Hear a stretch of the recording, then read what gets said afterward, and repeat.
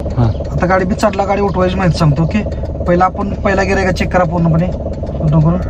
हा पहिला गिअर आहे. आता ब्रेकवर पाय ठेवलाय, ब्रेकवरचा पाय काढला, गाडी पाठीमागे जाणार. ओके, म्हणजे काय करायचं, क्लच आपला पूर्णपणे 80% वर आला पाहिजे. जोपर्यंत गाडी आपली व्हायब्रेट होत नाही तोपर्यंत ब्रेकवरचा पाय काढायचा नाही. क्लच हळूवर आणा, पूर्ण गाडी व्हायब्रेट झाली पाहिजे.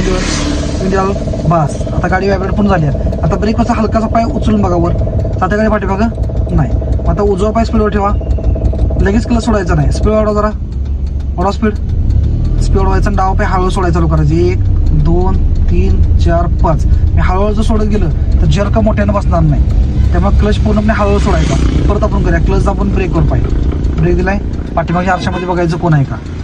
गाडी पाठीमागं सुटली नाही पाहिजे. क्लचवर हळू आणा, हळू अर्धा क्लच आला, ब्रेक उचलून बघा गाडी पाठीमागते का नाही. आता टाका स्पीडवर पाय, थोडं स्पीड घ्यायचं, हळू क्लच सोडायला चालू करायचा. ओके, अशी केली की चढला गाडी ऑटोमॅटिक उठते.